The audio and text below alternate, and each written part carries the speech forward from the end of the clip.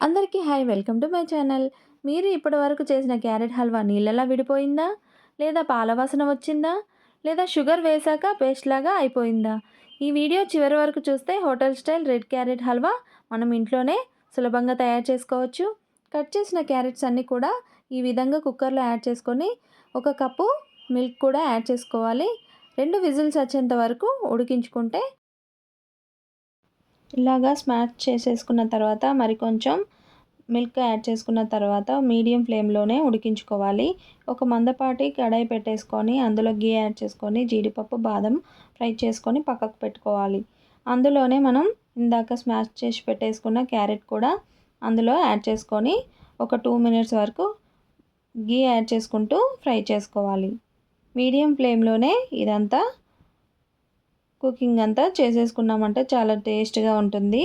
Carrot halwa నీళ్ళలా అస్సలు ఉండదు. ఇప్పుడు 1 కప్పు షుగర్ కూడా యాడ్ చేసుకుందాం. ఇక్కడ 1 కేజీకి నేను 250 గ్రామ్స్ షుగర్ తీసుకున్నాను.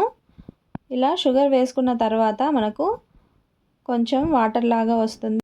మరొక 5 నిమిషాలు మనం మీడియం ఫ్లేమ్లో పెట్టుకొని ఇలా ఫ్రై చేసుకున్నామంటే ఇందులో ఉన్న వాటర్ అంతా కూడా తగ్గిపోతుంది. క్యారెట్ అంతా కూడా సరిగ్గా ఉడికిపోయి ఉంటుంది.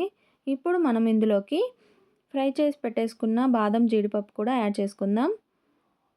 1 స్పూను నెయ్యి, 1 స్పూను యాలకుల పొడి కూడా యాడ్ చేసుకోవాలి. అంతే.